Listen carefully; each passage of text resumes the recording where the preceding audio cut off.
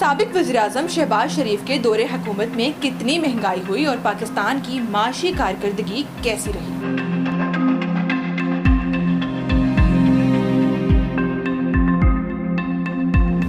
April 2022 میں تحریک انصاف کی حکومت کے خاتمے کے بعد پاکستان مسلم لیگ نون کی سربراہی میں بننے والی مخلوط حکومت نے اقتدار میں آنے کے بعد جس شعبے پر سب سے زیادہ توجہ دینے کی ضرورت پر زور دیا وہ معیشت کا شعبہ تھا۔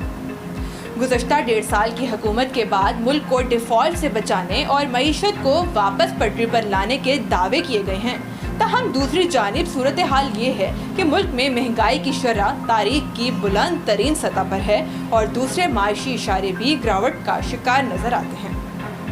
جہاں گزشتہ 1.5 سال میں ڈالر کی قیمت میں 100 روپے سے زائد کا اضافہ ہوا، وہیں بجلی، گیس اور پیٹرول کی قیمتوں میں تاریخ کے بڑے اضافے دیکھے گئے۔ ملک پر چڑھے قرض میں اضافہ جبکہ بیرون ملک پاکستانیوں کی جانب رقوم بھیجنے میں کمی کا رجحان دیکھا گیا۔ ڈالر کی قیمت میں موجودہ حکومت کے 1.5 سالہ دور میں 100 روپے سے زائد کا اضافہ ہوا، جو ماضی کی کسی حکومت کے دور میں اس رفتار سے نہیں بڑھا۔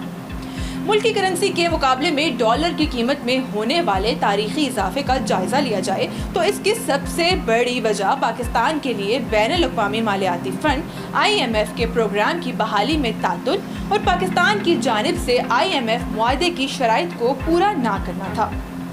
موجودہ سال مئی میں ڈالر کی قدر ایک بار 300 روپے تک چلی گئی، جس میں IMF پروگرام کے منظور ہونے کے بعد کچھ کمی ہوئی، تاہم موجودہ حکومت اپنے دور اقتدار کے اختتام پر ڈالر کی قیمت گزشتہ حکومت کے دور کے مقابلے میں 100 روپے سے زیادہ پر چھوڑ کر چلی گئی ہے۔